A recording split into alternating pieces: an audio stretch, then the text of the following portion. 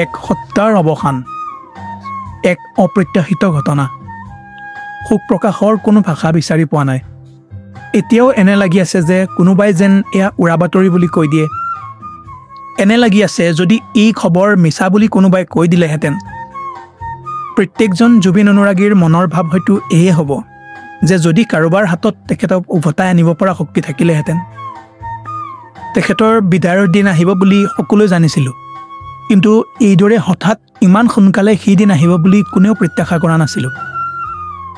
প্ৰত্যেকজন জুবিন অনুৰাগীলৈ এটাই অনুৰোধ, প্ৰত্যেকেই যাতে তেখেতক আৰু তেখেতৰ সৃষ্টিৰাজিক যুগ যুগান্তৰৰ পাছতো ম্লান হৈ যাবলৈ নিদিয়ে।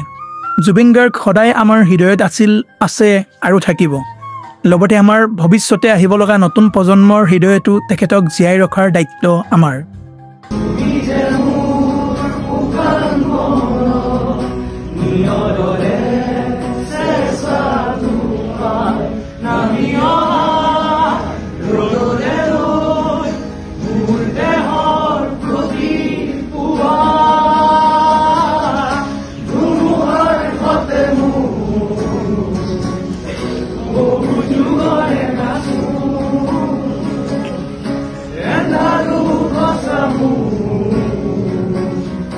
বহুদিনৰে